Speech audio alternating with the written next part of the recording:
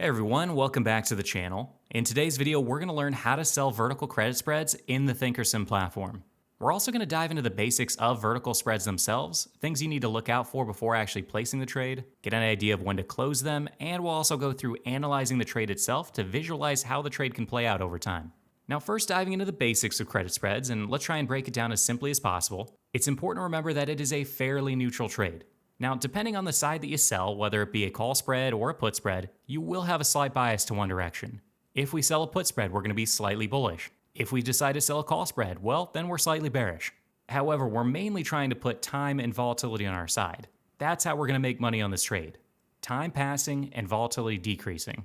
Now, it would be nice if the stock price moves in our favor, but that would just be an added bonus. Again, time and volatility are our main driver for this trade. Now, the reason we create the spread rather than simply selling a naked option is to hedge our risk. This is going to be a hedge against the stock price going against us or a hedge against volatility expanding.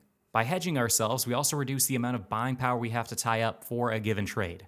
Now, a nice thing with credit spreads as well is we know upfront the most we could ever make on the trade as well as the most we could ever lose on the trade. Right up front, we know the most we could ever make on the trade is the credit that we receive. As for the max loss, that's going to be the width of the spread minus the credit that we receive. So if we wanted to pull up an example just to go through this step by step, let's go to the trade page. And we've currently got Lucid pulled up here, and we've got the 17 December option chain opened up. Now we're going to go through this very in depth, but I just want to pull up an example just for practice's sake to go over the basics. So let's say we decided to sell a $38 put, and instead of just selling the naked put, we're going to also buy a $33 put to go along with it. Now that's going to hedge our risk to the downside. It's going to mean that even if Lucid were to go down to 0, the most we could ever lose is if Lucid went down to 33. Anything beyond that does not affect us in the slightest. Now because of that, because our spread is $5 wide, $38 minus $33, the most we could lose on this trade is $5. But because we received a credit of 52 cents, that actually reduces the overall risk as well. Remember, the risk on this trade is the width of the spread minus the credit. So $5 minus 52 cents. So in this case, we know the most we could lose on this trade is $448, which also turns out to be the buying power requirement for this trade. If I was to put on this trade, I would need $448 in options buying power to do this. And because the credit I received is 52 cents, I know that that is the most amount of money I could ever make on this trade. So again, the main advantages of creating a spread are a couple different things. First off, a reduction in buying power. I don't need as much money to do this as I might need for naked option selling. Second off, I'm hedging myself against a big move in the underlying stock price or volatility expanding. And that's really just the quick and dirty of a short vertical put spread. Now this is going to apply the exact same way on the call side, and we'll go through a few examples just so you're comfortable with it, but that's the basics. Now that we got that out of the way, let's go through some of the things that I typically look out for before putting on a short vertical credit spread. Now first off, since this is a short option strategy, we're mainly going to be looking for stocks with higher implied volatility. If we were to delete this out for a second, we could see implied volatility expressed to the right-hand side of each one of these expirations. For example, if you were to look to the right of the 26 November expiration, you can see it currently has implied volatility of over 160%. As we go further and further out in time, it does start to slowly taper off, but that number is very, very high. You're not going to see many companies out there in the world with implied volatility of 160%. Now that generally means that these options are going to be quite expensive. Now since we're selling options, that's not a bad thing for us. If anything, that might be a good thing. It means we're getting paid more for the risk that we're taking. If you wanted to compare Lucid against a less volatile stock, we could pull up Apple for a second. Go and type in AAPL up here. You can see on the right-hand side that Apple's implied volatility is significantly lower than Lucid's. It's sitting around 30% and then again slowly tapers off to like the mid to high 20s. Now I wouldn't consider Apple's implied volatility incredibly low, but it is towards the lower end range. If we're to compare it to a company like Verizon, you're going to see that the volatility is in the lower 20%. So the implied volatility has a significant impact as to the price of these options contracts. Now for me personally, I'm usually looking for stocks that have implied volatility greater than at least 45%. And the way that I search for those things is with the scan tab up here at the top. Heading over to the stock hacker, I've created a custom scan that looks for implied volatility to be greater than 45%. And I've actually made a video on this, how to scan for higher implied volatility stocks, and I'll link it up to the top and put a little link in the description down below if you want to check it out. The second thing I'm looking for is the IV rank to be above a certain threshold. Now right now, my IV rank is searching for companies that are greater than 35%, all the way up to 100%. Now looking at IV rank, let's go back to the trade page for a second. IV rank tries to act as a gauge, telling us for this particular company we're looking at, is volatility high or low right now? We already talked about it before. Verizon's volatility is very, very low. It's only 20%. However, for Verizon, that's actually towards the higher end range of where it's been for the past year. Looking at Verizon's implied volatility, and by the way, you just have to come down to today's option statistics, you can see in the past year the highest implied volatility has been for Verizon is 26.5%. The lowest it's been has been 15%, putting the current volatility of just around 20% in its upper end range of volatility. It's actually at the 66% threshold, so that's actually quite high for Verizon. For me personally, I am generally looking for anything above 30%. My scan is currently looking for above 35%. But not only do I want implied volatility to be towards that higher end range, above 45%, I want it to be high for this particular company right now. So those are two things I personally look at, IV rank. The other thing I'm going to look at is the time until expiration. Now, since I'm trying to put both time and volatility on my side, time starts to ramp up 30 to 60 days out. So the vast majority of the time when I'm selling option spreads, I'm going to be looking 30 to 60 days. So that'd be between 17 December and the 21 January expiration. It's also important to keep in mind that the monthly contracts are generally going to be more liquid than the weekly contracts. So even though 17 December doesn't exactly meet my criteria and neither does the 21 January expiration, it's probably close enough that I'd rather use those than try and stick with a weekly, which could have some pretty low liquidity. For example, if we went out to 21 January, and let's build out a spread really quick. We'll just do 2 points wide, 47 by 45. You can see the spread is currently 5 cents. So the spread between the midpoint and the natural where I know I can get filled.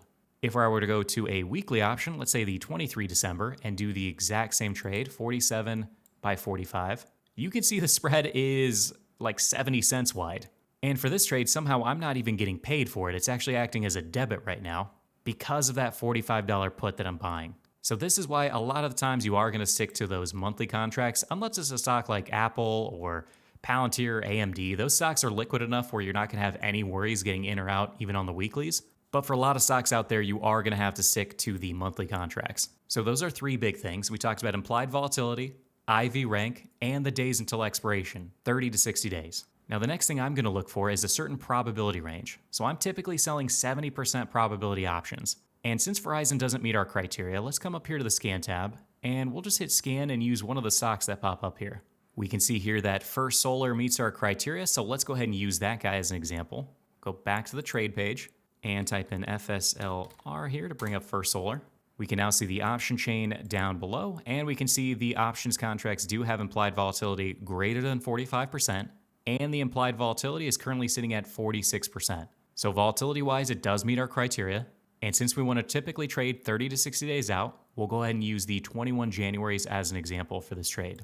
From here, as I said before, we're going to look for the 30 delta options. So if I look in this column, we can see that's the 100 strike puts. Now, all I have to do to sell this put is go ahead and click on the bid price. From there, you can see it generates an order ticket down below to sell one of the First Solar 21 January 2022 put options, and I'm collecting $4 in premium for this trade. Now, if I was to do this all by itself, this would be a naked put. And what I'm saying is I'm willing to buy 100 shares of First Solar at $100 a share. Now, since it's not covered with a long put, the most I could lose on this trade is $10,000. And since that's the most I could lose, my buying power requirement for this trade is going to be $10,000. Now, since I don't actually want to use $10,000 in buying power to do this trade, and I'm not really willing to risk that amount of money for First Solar, let's say I wanted to hedge myself by buying a put option to hedge myself against the risk. So what I'm going to do, scroll down a little bit up here, and in this example, I'm going to go $5 out of the money. So I'm going to go from the 100 to the 95. In order to buy this $95 put, all I have to do is hold down the control key on the keyboard and come over here to the asking price of $3 and go ahead and click on that.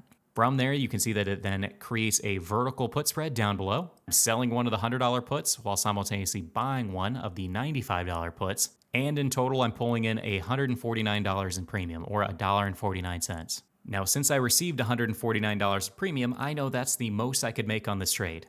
And since my spread is $5 wide, the most I could lose on this trade is $500 minus the $149 I received, meaning my max loss is going to be $351, which is also going to be my buying power requirement for this trade. So I would need $351 in options buying power in order to do this. And obviously that's significantly less than the $10,000 that would be required if I just sold a naked put. So again, what I'm going to be looking for is spreads that are 30 to 60 days out, have implied volatility greater than 45%, and ideally their IV rank is also above 30, so not only is the IV high, it's high for this particular stock right now. So after moving on from what to actually look for, let's say we actually put on this trade. We actually sold this First Solar 100 by $95 put spread, and we received $149 for it. So when do we actually decide to close these things out, or how do we manage them if things go against us? Starting with that first question, when do we close them out? Now, generally, when you put on a vertical credit spread, you're not trying to make that max profit when you put it on. Typically, when I sell a vertical credit spread, I'm trying to get about 50%, or maybe sometimes I'll let it run a little bit longer and try and get 75%. So in this case, if I was trying to close out this vertical credit spread around 50% profit, I'd be buying it back for roughly 75 cents. And I could even put that order in along with my opening trade. I could come down here to the lower left-hand corner where it says single order, and I could change this to first trigger sequence. That simply means this first order is going to trigger my next order to go out there, which in this case is going to be a closing order. So the next thing I'm going to do is simply right-click on this order ticket and say create a opposite order. From there, I'm simply going to put in my profit target. So in this case, I wanted to buy it back at 50% profit, which would be roughly 75 cents. So we'll go ahead and throw that in there, and I'll make it good until canceled over here on the right. So what I'm now saying is, if this first order fills, I'm actually able to sell this credit spread for $1.49. I automatically want to put out an order to buy it back at a 50% profit. If you want to let it run a little bit longer, that's up to you. Maybe get up to 75% or something like that. However, as you'll see in a little bit when I pull up the Analyze page, to get that last little bit out of these contracts, you really have to wait all the way until expiration.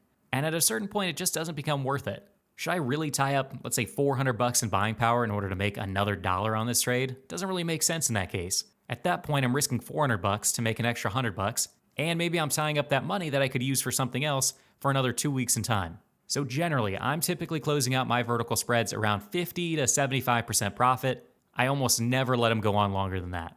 Now, that's in the case that you're profitable on this trade. Now, obviously, if you were able to close this thing out at 75 cents, you would be doing so for a profit. That would have been a fantastic trade.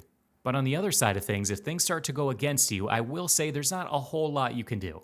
In the case of naked options, you do have the ability to roll them, so you have a little bit more flexibility. With spreads, because you bought that long leg, you gave up a little bit of that management ability. So there's always positives and negatives with every trade that you do. In this case, because we bought the long leg, you gave up that rolling ability, so the only thing you really can do is simply close out the trade if things are going against you.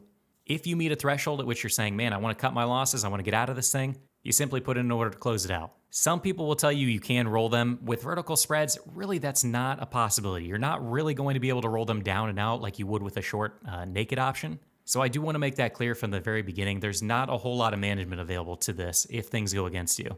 Now let's move on from this. We talked a lot about some of the basics, things to look out for, and then how to close them out when you're ready. Let's go through actually creating a few of them on here. So let's go ahead and delete this out of here. And let's go ahead and pull up, Micron. So we'll go ahead and throw in MU up here, hit enter on the keyboard. Now down below, we can see the option chain just like before. Let's go ahead and minimize 21 January.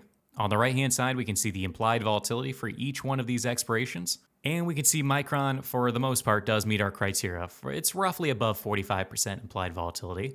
And let's say we wanted to go out 30 to 60 days, so we'll do the same example. We'll open up the 31 Decembers. Just like before, we want to sell the 30 Delta options, which gives us a roughly 70% probability of that option expiring worthless. And that's just, again, the probability that I pick for myself. So we're going to come down here and look for the 30 Delta options. Looks like that's the $78 puts. Since I'm selling this option, I'm going to go ahead and click on the bid price, $2.35. What that does is bring up that short option to sell the $78 put at $2.35. But because I want to create a vertical put spread, remember, I have to buy a wing along with this. So what I'm going to do is scroll down this page a little bit.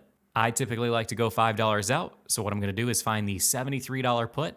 And what I need to do is buy this one. But remember, I need to hold down the control key on my keyboard in order to buy this option. So we're going to go ahead and find the control key, hold it down, and click on the asking price, which is $1.12. Once I do that, you can see it automatically creates a short vertical put spread down below, selling the $78 put while simultaneously buying the $73 put, all for a credit of $1.29. On this trade, I'm hoping that Micron stays above $78 a share. As long as it stays above 78, I could make a total of $129 in profit. However, if things go against me, I could lose up to $5 minus the premium, $1.29. So remember, that's $500 minus $129. That comes out to a total max loss of $371 if things go completely against me. And just as an FYI, if you don't want to do all this math yourself, you can simply hit confirm and send, and it'll actually bring up a little dialog box. From there, it'll tell you my max profit is 129, my max loss is 371. Now that's the put side. Let's go ahead and do a call option. We'll delete this out of here. And selling a call spread is going to be the exact same process. We simply need to click on the bid of the option we want to sell, then click on the ask of the option we want to buy. So still using Micron as an example, and we want to sell the 30 delta options. You can see that that's going to roughly be the $90 calls. So we're going to go ahead and click on the bid price of the 90s.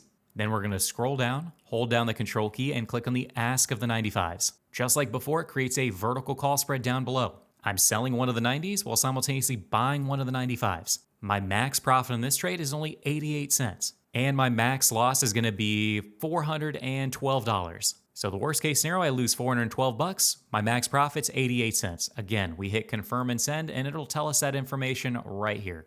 Now, another cool thing you can do on ThinkorSwim is actually analyze this and visualize the risk on any given trade. So let's go ahead and get out of this for a second. And all you have to do to analyze a trade is simply right-click on the order ticket. So right here on this red line, we're simply going to right-click anywhere on it. From there, we're going to go ahead and hit Analyze Trade. Now, if it takes you to the fundamentals page, that's normal. Just simply come up here to Risk Profile and go ahead and click on that for me.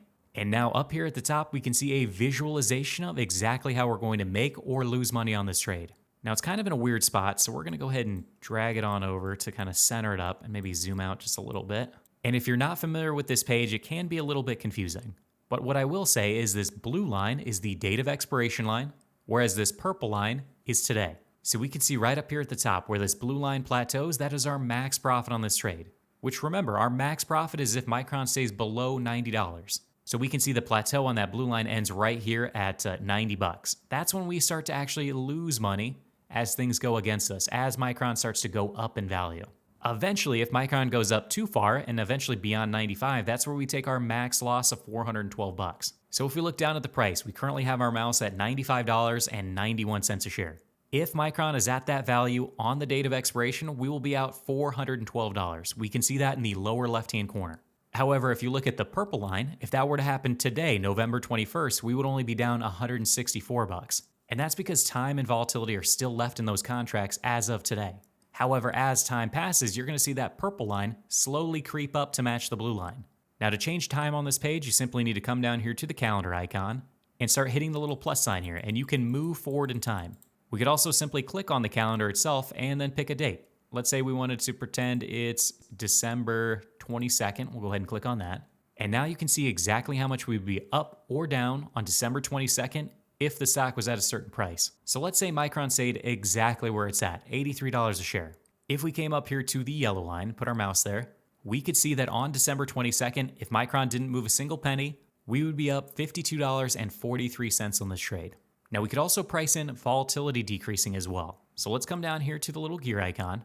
We'll go ahead and click on that. And we're gonna price in a 5% decrease in volatility. So just go ahead and type in -5 here and hit enter on the keyboard. Now remember, before with just time passing, we were up, I think about 53 bucks. If we now put our mouse up here on the yellow line, we're up $62.68. And that's from volatility coming out of those contracts. So this page gives you a nice little reflection of exactly how we're gonna make or lose money on this trade. How does time affect us? How does volatility affect us? What happens if the stock goes up or down? That is what this page is trying to show us. Now this page is pretty complicated if you're first getting started, so I definitely recommend my video on the risk profile page to learn more about it, but you're really just gonna have to start using it to get more comfortable with it. Now I know we went through that very quickly. This was really just a quick rundown of how you guys can get started with selling vertical spreads in your own accounts. Hopefully that answers most or all of your questions about vertical spreads, how they work, how to manage them, and most importantly, how to actually place them in ThinkorSwim. If I miss anything or you guys have any follow-up questions, please leave them down below in the comments. I'm gonna be making more of these in-depth videos about specific option strategies, so let me know if there's something specific you guys would like me to focus on. But that pretty much wraps things up for today's video. Don't forget to hit that like button on your way out, and I'll see you all in the next video.